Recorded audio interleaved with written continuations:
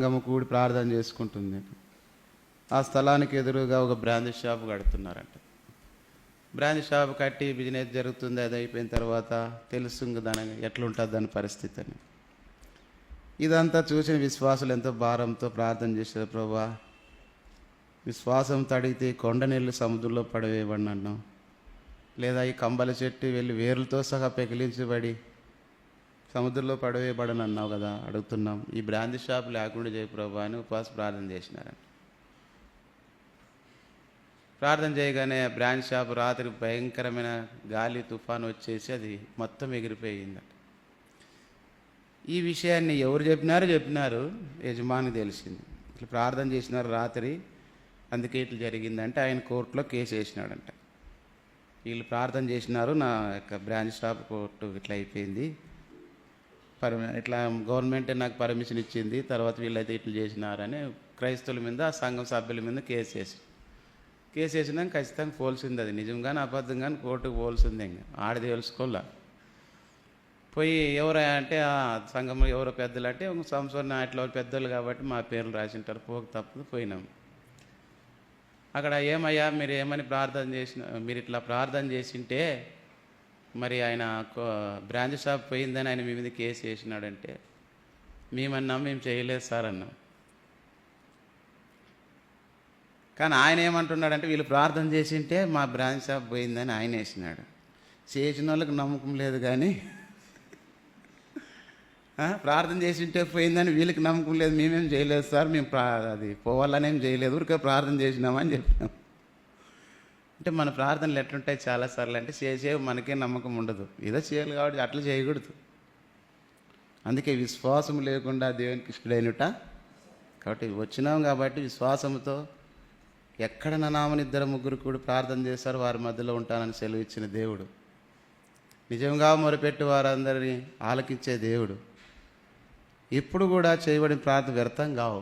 అయితే మన భారంతో, పట్టుదలతో, కన్నీటితో, విశ్వాసంతో చేస్తే ఖచ్చితంగా దేవుడు దాన్ని నెరవేర్చడానికి సమర్థుడు. అసాధ్యమైన వాటిని సాధ్యపరిచే దేవుడు ఆయన. కాబట్టి అలాంటి దేవుని పిల్లలుగా మనం ఉన్నాం కాబట్టి మనం అలాంటి పట్టుదలతో మనం చేస్తే అన్నీ మారిపోతాయి. గాంధీ గారు అన్నారంట, క్రైస్తవులు యేసుక్రీస్తు వారి బోధనలో నడుచుకొని జీవిస్తే భారతదేశమే కాదు ప్రపంచమే మారిపోతుంది అన్నాడంట. క్రైస్తవులు యేసుక్రీస్తు బోధనల్లో అంటే ఏమైతే యేసుప్రభు చెప్పినాడో ఆ బోధనల ప్రకారం జీవిస్తే ప్రపంచమే మారిపోతుంది అన్నాడంట. ఎవరు? భారతదేశము జాతిపిత అంటారు కదా గాంధీ గారు. ఒక అన్యుడు ఆయన కూడా బైబిల్ చదివిన తర్వాత అహింస సిద్ధాంతాన్ని తీసుకొచ్చినాడు. యేసుప్రభు కూడా ఎవరిని కొట్టుకోకుండా రాజ్యాన్ని జయించినాడు, మనం కూడా ఇట్లే చేయాలని. అది కూడా ఎందుకంటే ఒకసారి భార్య అలిగిందంట, అలిగినప్పుడు ఏది అడిగితే తెచ్చేయాలి కదా. ఓహో ఇది బాగున్నట్లుంది, కొట్టకుండా తిట్టకుండా సాధించుకునేది ఇదేనని. అప్పుడు గాంధీ గారు కొట్టేది లేదు, తిట్టేది లేదు, సహాయ నిరాకరణ ఉద్యమం, ఎవరికి సహాయం చేసేదే లేదు, పనులు చేసేదే లేదు అని ఉద్యమం చేసి గాంధీ స్వాతంత్రం తీసుకొచ్చినాడు. సరే, ఇట్లా ఉన్నాయి కాబట్టి మనం కూడా మన ఉదయకాల్సిన ప్రార్థన కొరకై చూడండి, ఆదికాండం 26వ అధ్యాయము. అంత చదవడానికి టైం లేదు కనుక 25వ వచనం అందరు కలిపి చదువుతాం. ఆదికాండం 26-25. అక్కడ అతడు ఒక బలిపీఠంని కట్టించి యెహోవా నామమున ప్రార్థన చేసి అక్కడ తన గుడారం వేసెను. అప్పుడు ఇస్సాకు దాసులు అక్కడ బావి త్రవ్విరి. వ్యవసాయం కొరకు చిన్న ప్రార్థన చేస్తాం. దయగల తండ్రి, మీరు చేసిన ఉపకోల ప్రార్థనలో పాల్పొందడానికి చేయబడిన ప్రార్థనలన్నీ అంగీకరించడం నమ్మి స్తుతిస్తున్నాం. తిరిగి ప్రార్థన అంశాల కొరకై మా మధ్యలో తీసుకురా లేఖన భాగమును మీరే విరిచి వడ్డించి సాయం తెచ్చాం. చదివిన భాగమును ప్రతి వారు కొరది మీరే విరిచి వడ్డించండి. కావలసిన మాటలు మీ ఆత్మ సాయంతో మీరే బయలుపరచండి. నిన్నటి దాసుని ఆత్మ సాయం చేత నీ రక్తాన్ని ప్రోక్షించి నీ నోటి బురుగా వాడుకోమని, సమయాన్ని దీవెనకరంగా ఆశకరంగా మార్చమని యేసుక్రీస్తు నామములో స్తుతించి ప్రార్థించి వేడుకొనుచున్నాం తండ్రి, ఆమేన్. ఇక్కడ బలిపీఠం అనుభవాన్ని మనం చూస్తున్నాం. ఆ దందలో భాగమే యాకోబు జీవితంలో బేతేలు బలిపీఠంను కట్టే విషయాన్ని చూస్తవచ్చు. బలిపీఠం అనేది దేవుడు మానవుడు కలుసుకునే స్థలం అని మనము జ్ఞాపకం చేసుకున్నాం. కాబట్టి ఈ బలిపీఠము ఒక విశ్వాస జీవితంలో ఉండాలి, హృదయంలో, ఒక కుటుంబంలో ఉండాలి, లేదా ఆ ప్రాంతంలో, ఆ సంఘంలో ప్రార్థనా బలిపీఠం ఉంటే అక్కడ క్షేమం ఉంటుంది, ఆశీర్వాదం ఉంటుంది, దేవుని సన్నిధి ఉంటుంది. ఒక ఆయన ఒక ఇంటికి బాడికి పోయినారంట. విశ్వాసులు అంతకుముందు ఉన్నారు, తర్వాత ట్రాన్స్ఫర్ వెళ్ళిపోయినారు, ఇంకో విశ్వాసులు చేరినారంట. వారు ఎప్పుడు ఆ రూమ్లోకి పోయినా అదో రకమైన దైవ సన్నిధి వెలుగు ఉందంట. అది సేవకునితో పంచుకొనన్నా ఇట్లా మేము ఉండే రూమ్లో ఇట్లున్నప్పుడు ఎందుకు ఆ రూమ్లో పోగానే దైవ సన్నిధి ఉంది, ప్రకాశతంగా ఉంది, అదో రకమైన వెలుగు కనపడుతుంది అక్కడ. ప్రార్థన చేయండి. ఏం విషయం అంటే మళ్ళీ ప్రార్థన చేసి దేవుడు బయలుపరిచిన విషయం ఏమంటే అంతకుముందు ఉన్న విశ్వాసులు కూడా మంచి విశ్వాసులు అది ప్రార్థనా గదిగా వాడినారంట. అది ప్రార్థనా గదిగా వాడబడింది కనుక అది దైవ సన్నిధి అక్కడ నిలిచి ఉంది. ఎవరిపైనా అదో రకమైనటువంటి విధానంలో దేవుడు వారిని సంధించేది ఆ దైవ సన్నిధి అనిపిస్తుంది. అంటే వారు వెళ్ళిపోయినా అక్కడ వారు చేయబడిన ప్రార్థన నిలిచింది. దైవజనులు ఎంతోమంది చేయబడిన ప్రార్థన ఇప్పుడు వారి ప్రతిఫలమే మనం రక్షించబడ్డాం. తర్వాత వారు చేసిన సేవలోనే మనం నిలిచి చేస్తున్నాం. తండ్రి సంపాదించిన తర్వాత కొడుకు ఎట్లయితే ఆస్తికి వారసుగా ఉంటాడో మనం కూడా వారి యొక్క కన్నీటిలో, వారి ప్రయాసంలో, వారి సేవలో నిలిచి ఉండి ఇది మనం చేసుకుంటున్నాం. అంతే, మనమేం గొప్ప చేయలేదు. కానీ దాంట్లో మనం అబ్రాహాం తర్వాత ఇసాకు ఎట్లయితే తండ్రికి తగిన కుమారుడుగా జీవిస్తూ వచ్చినాడో మనం కూడా దేవునికి తగిన పిల్లలుగా మనమున్న స్థలంలో, కుటుంబాల్లో జీవించాలి. ఇక్కడ మనం చదువుకున్న భాగంలో ఇస్సాకు ఒక బలిపీఠాన్ని కట్టిన విషయాన్ని చూస్తున్నాం. మరి ఇక్కడ ఇస్సాకు ఈ సందర్భం ఏమంటే ఆ కరువులో ఆ దేశంలో ఉన్నప్పుడు దేవుడు ఆ విత్తనం వేసి, మరి అతను చెప్పిన మాట విని విత్తనం వేశాడు, 100 ఫలం పొందాడు. అక్కడ ఉన్న వాళ్ళకి అంతా అసూయ కలిగింది. సరే, అక్కడ ఇస్సాకు ఏం చేసినాడు, తన తండ్రి బావులను తవ్వుకుంటూ వచ్చినాడు గెరారులో. ఈ బావులను తవ్వుకుంటూ వచ్చినప్పుడు 20 వచనంలో ఒక మాట ఉంది, చదవండి. 19, 20 వచనం, 26వ అధ్యాయము 19, 20 వచనం.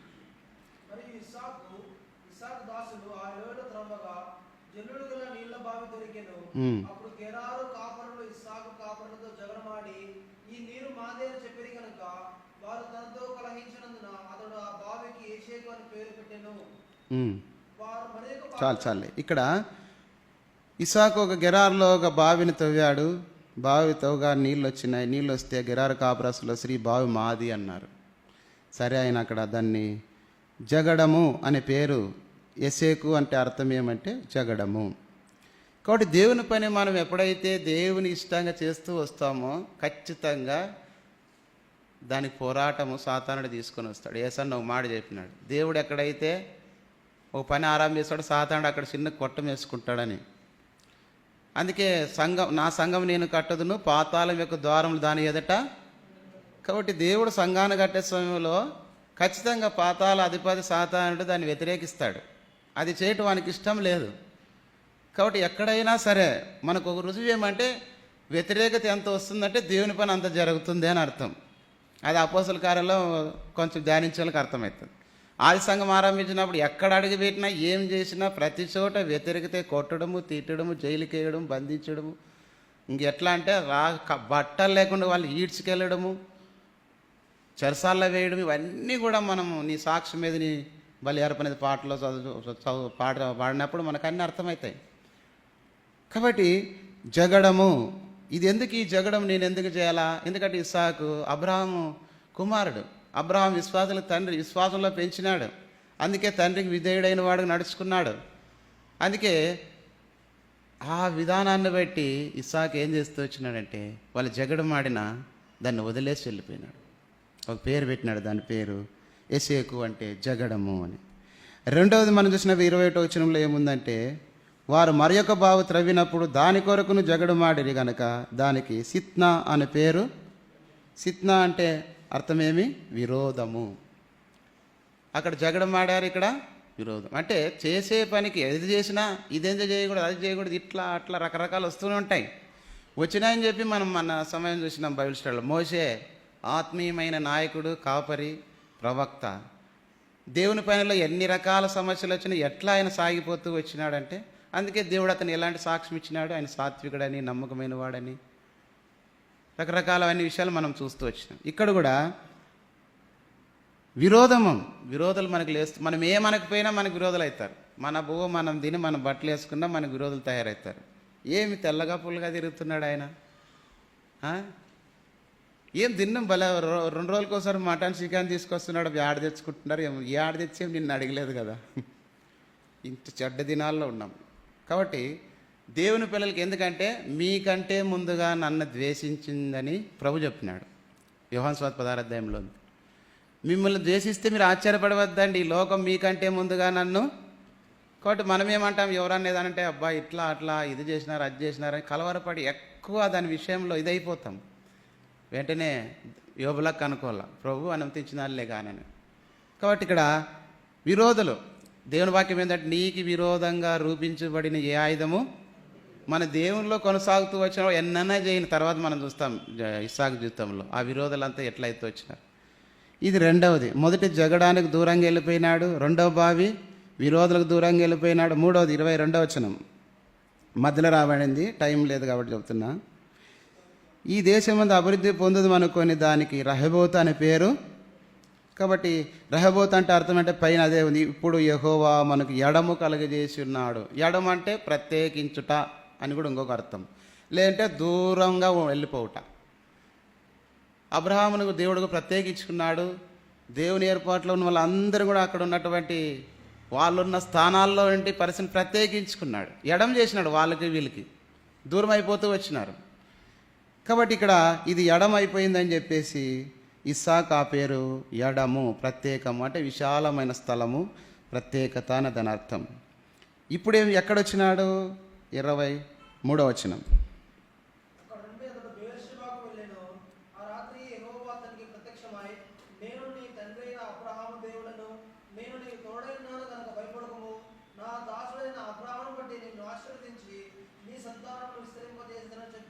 చెప్పాను. 25 ఇప్పుడు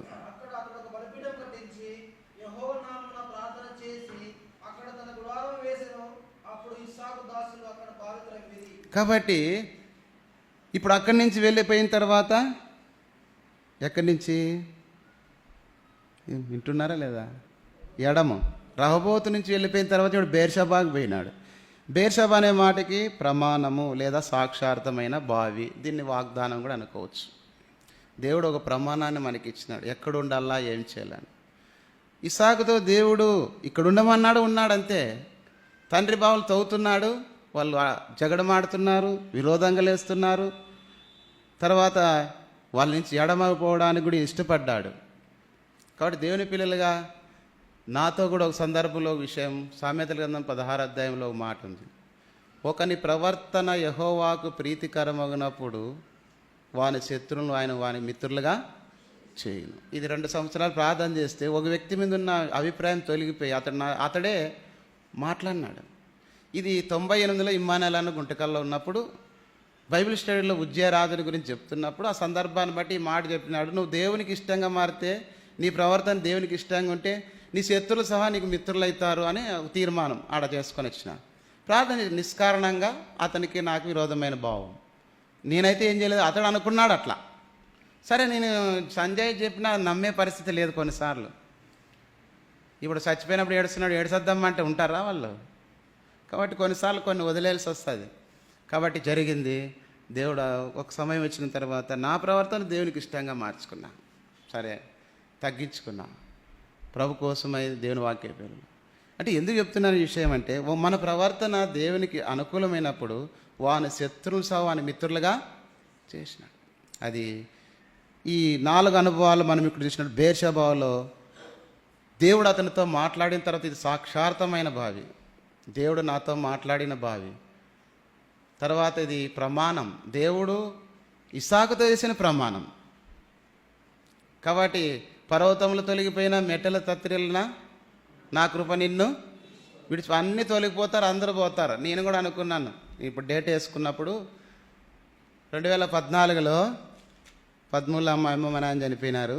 తర్వాత నేను కూడా ఒకరోజు ప్రార్థన చేసుకుంటూ ఏం చదువుకున్న దేవుడు మాట్లాడుతూ వచ్చినట్టు చూడండి. 44 యెషయా గ్రంథము నా డైలీ పోర్షన్లో 44,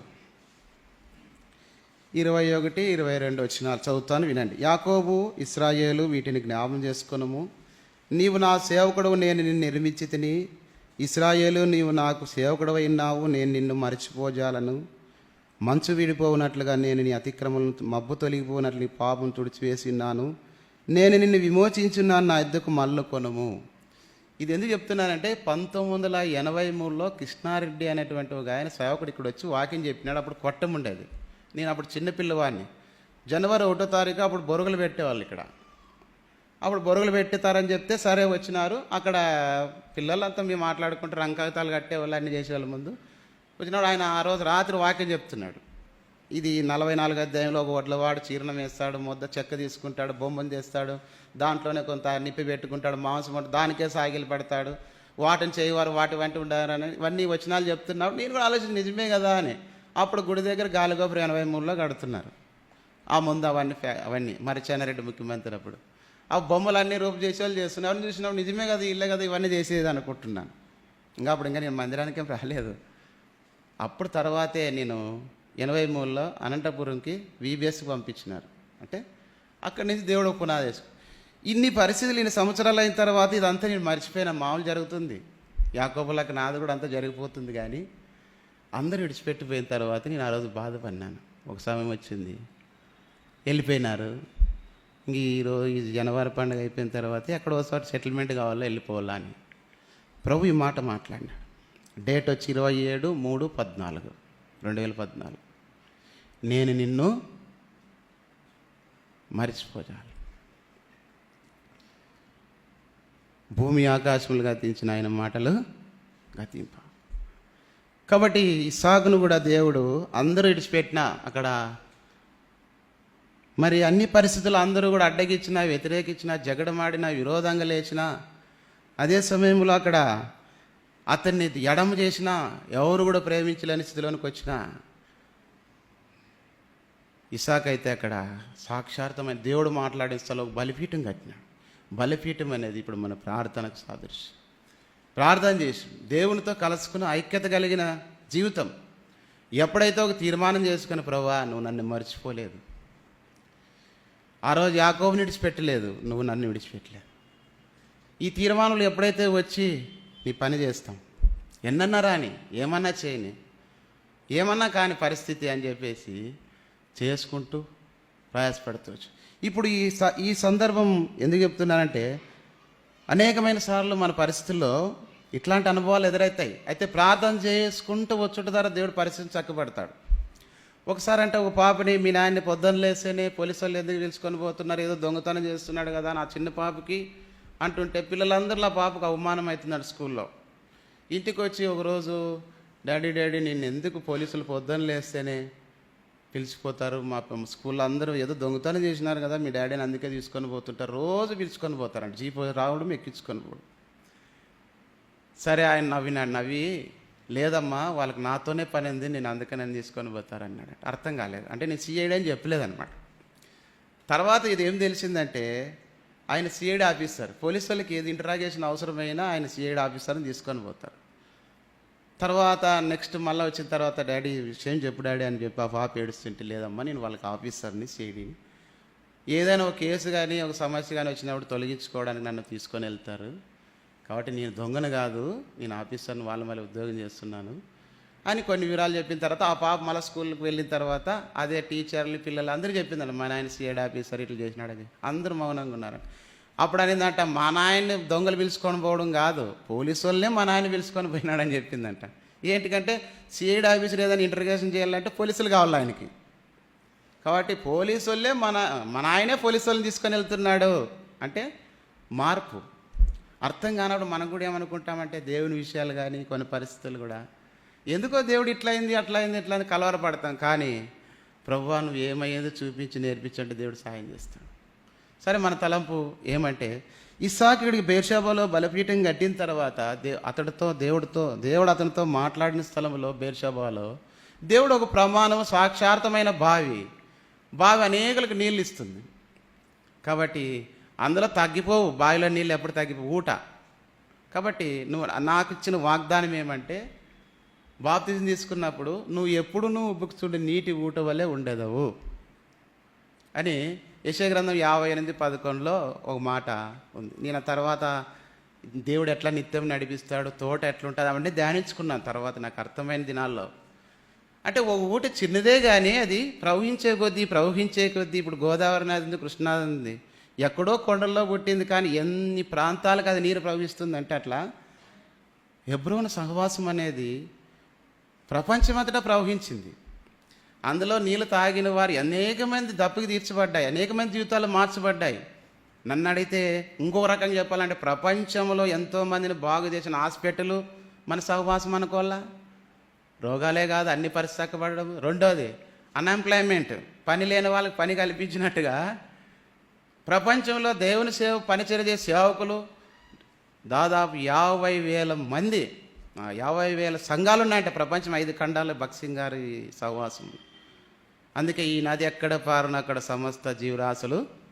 ఆ మాట నేను ఎప్పుడు ప్రార్థన చేస్తున్నప్పుడంతా 2 మాటలు 3 మాటలు, ఒకటి మన మందిరానికి ఇచ్చింది, హెబ్రోను ద్వారా ఇచ్చిన మాటలు గుర్తు చేసుకుంటుంటాను. నా నిమిత్తం నా సేవకుడైన దావీదు నిమిత్తం నీ పట్టణం కాపాడి నేను రక్షించదనన్నావు హెబ్రోను గురించి. దైవజానికి ఇచ్చిన ప్రభా, అది కాపాడే బాధ్యత నీదే. రెండోది ఆ నది ఎక్కడ పారనో, ఈ నది ఎక్కడ పారనో అక్కడ సమస్త జీవరాశులు బ్రతుకునన్నావు. ఇందులో ప్రజలు అనేకలు తృప్తి పొందుతున్నారు.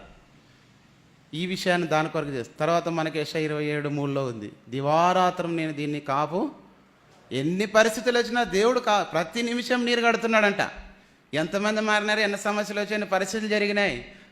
నన్ను అడిగితే నేను అనుకుంటే మందిరం కూడా వండుకోకుండా వెళ్ళిపోవాలి ఇక్కడ జరిగిండే పరిస్థితులు. అంటే మనం కాదు, సంఘమే ఉండదు ఇక్కడ. అలాంటి పరిస్థితులు వచ్చినా కూడా దేవుడు ఇక్కడ తన చిన్న చెట్టును నాటి ఉంచుతూ వచ్చినాడు. మన తలంపు ఏమంటే ఇస్సాకు ఇన్ని పరిస్థితుల్లో కూడా దేవునిపైన ఆధారపడి ప్రార్థన చేసినప్పుడు దేవుడు అతడు ప్రమాణం చేసినాడు, సాక్షార్థమైన బావి, ఇదిగో ప్రమాణం చేస్తున్నాను బేర్షాబా ఆ స్థలానికి దేవుడు పెట్టి. మరి ఈ స్థలంలో మనం చేయబడే ప్రార్థన ఎట్లా ఉండాలంటే ఇస్సాకు ప్రార్థనాపరణ గుర్తుగా ఉంటున్నాడు. ఎందుకంటే పెళ్లి వ్యవసాయం వచ్చిన పొలంలో ధ్యానిస్తున్నాడన్నా, ఎక్కడ చూసినా ఇస్సాకు మరుగైన వాడుగా ఉన్నాడు కానీ తాను ఎక్కడ కనపరచుకోలేదు.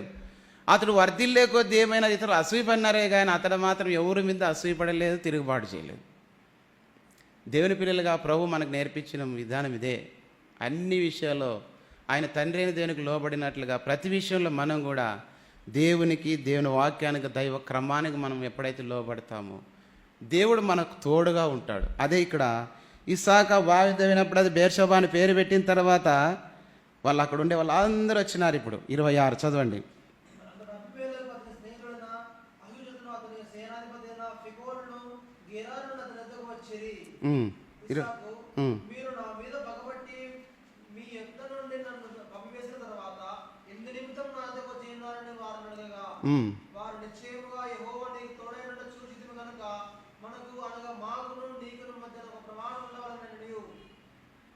మేము నిన్ను ముట్టగా నీకు మేలే తప్ప మరి ఏమీ చేయగలని సమాధానంగా పంపివేసింది కనుక నీవును మాకు కీడు చేయకుండానట్లు నీతో నిబంధన చేసుకుందామని అనుకుంటుమి. ఇప్పుడు నీవు యెహోవా ఆశీర్వాదము పొందిన వాడవలెను. కాబట్టి ఇక్కడ దేవుడు ఇస్సాకుకు తోడై ఉండుట వీళ్ళందరూ చూసి ఇప్పుడు ఇస్సాకు దగ్గరికి వచ్చినారు. ఇస్సాకు ఏమంటే అయ్యా నా మీద పగబట్టి ఇవన్నీ మీరు చేస్తారు కదా అంటే వాళ్ళు అంటున్నారు, వారు నిశ్చయముగా యెహోవా నీకు తోడై ఉండుట చూచుతుంది. దేవునికి ఇష్టలుగా మనం ఎప్పుడైతే ఉంటామో, ప్రార్థన అనే బలిపీఠం మన జీవితంలో మన కుటుంబంలో ఎప్పుడైతే ఉంటుందో ఆ వ్యక్తి, ఆ కుటుంబం స్థిరపడుతుంది. దాని మీద కుటుంబం కానీ వ్యక్తి కానీ కట్టబడతాడు. తర్వాత ఆ వ్యక్తి ద్వారా సంఘంలో కూడా కట్టబడుతుంది. తర్వాత ఆ వ్యక్తి ద్వారా దేవుడు గొప్ప ఆశీర్వాదం అనేకులకు అనుగ్రహించి అనేకులు చూసి ఇప్పుడు ఇస్సాకుని అంటున్నారు, శత్రువులే నిశ్చయంగా యెహోవా నీకు తోడైండుట చూచితం గనుక మనకు అనగా మాకును నీకును మధ్య ప్రమాణం ఉండవలనని అన్యులు వచ్చినారు. బయట వారు వచ్చి సమాధానపడి కాబట్టి మేము కూడా మీతో కలిసి ఉంటాము అని ఒప్పందం చేసుకుంటున్నారు. కాబట్టి ఈ స్థలంలో మనం దేవుడు ఉంచినాడు. ఎందుకంటే ప్రపంచమంతట్లో ఆయా స్థలాల్లో ఆ వ్యక్తులను అక్కడక్కడ ఉంచినాడు. కానీ ఈ గ్రామంలో మనం రక్షించుకొని బేతేలైన సంఘం పెట్టి ఆ సంఘంలో నిన్ను నన్ను ఎందుకు వచ్చినాడంటే నువ్వు ఒక బలిపీఠం కలిగిన వ్యక్తిగా ఉండాలి. ఈ బలిపీఠం అనేకులకు క్షేమం కలిగించేదిగా ఉండాలి. మొట్టమొదటిగా నీ ఇంటిలో నువ్వు కలిగి ఉండాలి, రెండవది నీ కుటుంబంలో కలిగి ఉండాలి, మూడవదిగా సంఘంలో కూడా కలిగి ఉండాలి. ఈ బలిపీఠం అనేది రాళ్ళతో కట్టబడినప్పుడు ఎట్లయితే పేర్చబడతాయో మనం సజీవమైన రాళ్ళ వల్లే సంఘంగా కట్టబడినప్పుడు ఖచ్చితంగా దేవుడు ఆ బలిపీఠమును అర్పించి అర్పణలు అంగీకరించి ఆ ప్రజలకు కావాల్సినటువంటి ఆశీర్వాదాలు మేలు అనుగ్రహించేవాడుగా ఉంటాడు. ఈ అనుభవాల్లో మనం ఎప్పుడైతే ఇస్సాకు వలె మన ప్రార్థన అనే బలిపీఠమును కట్టుకుంటామో, ఈ బలిపీఠము అపోస్తలుల కార్యం 1:14 వారు ఎడతెగక ప్రార్థన చేస్తున్నారు. కీర్తనలో 141:5 ప్రకారం తప్పక మానక ప్రార్థన చేసేవారుగా ఉన్నారు.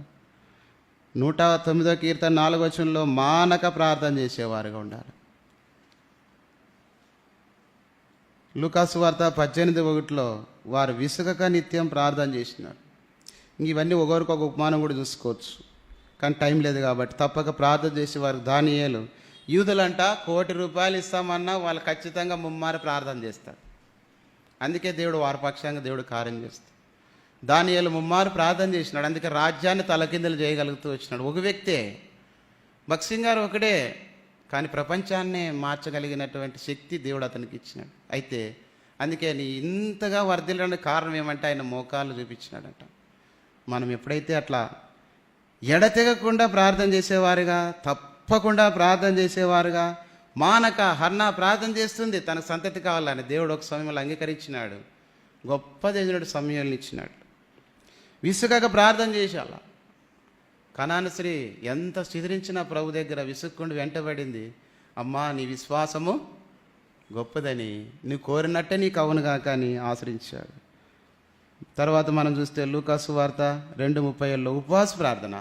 ఎస్తేరు తన జనుల కొరకై నేను నశించదని ఉపవాసం ప్రార్థన చేసింది, తన ప్రజలందరినీ రక్షించుకోగలిగింది. కాబట్టి మనం చేసే ప్రార్థన కూడా మన బలిపీఠము, హృదయం అనే బలిపీఠాన్ని, కుటుంబం అనే బలిపీఠాన్ని, సంఘం అనే బలిపీఠాన్ని మనం ఎప్పుడైతే కట్టుకుంటామో, ఈ ప్రార్థనలు, యాచనలు, విజ్ఞాపనలు ఎప్పుడైతే జరిగిస్తూ వస్తామో, అప్పుడు మనము, మన కుటుంబాలు, సంఘము దేవుని చేత ఆశీర్వించబడటం మట్టుకే కాదు, అనేకులకు మేలుకరంగా వాళ్ళు ఎట్లయితే చూచి అన్యులు ఇస్సాకు విషయం సాక్ష్యం ఇచ్చినట్టుగా మనల్ని చూసి కూడా సాక్ష్యం ఇచ్చేవారుగా ఉంటారు. అనేకులు ప్రభు దగ్గరికి వస్తారు. ఈ తీర్మానంలో మనం ఉండి ప్రార్థన చేస్తూ రావాలి. అంతేగాని ఏదో తాత్కాలికంగా వచ్చిపోయి మర్చిపోయేది కాదు. ఇప్పుడు చెప్పబడిన విషయాలు మళ్ళీ ఇంటికి వెళ్ళిన తర్వాత నమ్మరేసుకోవాలా, మళ్ళీ ఇంటిలో కూర్చొని ఆ సంగతులను రాసుకొని ధ్యానించుకొని మళ్ళీ ప్రార్థనలో గడపాలా. మీకు సమయం దొరికినప్పుడల్లా ఇట్లా ప్రార్థన చేసుకుంటే ఖచ్చితంగా దేవుడు యెహోవా వారి కొరకు గొప్ప కార్యములు చేసి ఉన్నాడని అనేకులు తమ దేవుని ఎరుగు వారు బలం కలిగి గొప్ప కార్యములు చేస్తారు. కాబట్టి ఈ అనుభవంలో మనం సిద్ధపరచుకొని ప్రోత్సాహపరుచుకున్నట్లుగా ఇస్సాకు లాంటి ప్రార్థనా బలిపీఠమును కట్టి ప్రార్థన చేసినప్పుడు శత్రులు సహా మిత్రులుగా అయిన అనేకులు ప్రభుని ఎరుగని వారు, సౌలు పౌలుగా మార్చినాడు, శత్రువే, కానీ దేవుని పిల్లలైన వారు విశ్వాసంతో ప్రార్థన చేస్తున్నారు. సౌలు గురించి కూడా చేసినారు, అందుకే సౌలును దేవుడు మార్చినాడు. వీళ్ళందరికంటే గొప్పగా సౌలునే పౌలుగా మార్చిన తర్వాత గొప్ప కార్యాలు జరిగినాయి. పత్రికలు, సంఘాలు అన్ని భూమి మీద అంతా కూడా అనేకుల కంటే గొప్పగా దైవజనులు వాడుకుంటూ వచ్చినాడు. కాబట్టి నిన్నున్న స్థలంలో దేవుడు వాడుకోవాలంటే ఇలాంటి ఇస్సాకు లాంటి ప్రార్థన అనే బలిపీఠాన్ని కట్టి ప్రార్థన చేస్తూ వచ్చినప్పుడు దేవుడు నీ ద్వారా, నీ కుటుంబం ద్వారా, నువ్వు ఉండే సంఘం ద్వారా గొప్ప కార్యాలు జరిగించడానికి దేవుడు తన మొరగైన హస్తాన్ని చాపి దేవుడు ఆశ్రయించేవాడుగా, కొనసాగించేవాడుగా ఉంటాడు. ఆ రీతిగా దేవుడు ప్రార్థనలో మనల్ని ముందుకు నడిపించినట్లుగా ప్రభు సహాయం చేయనుగా. నిజముగా మొరపెట్టినా దేవుడాలకించకుండునా, సహనముతో కనిపెట్టినా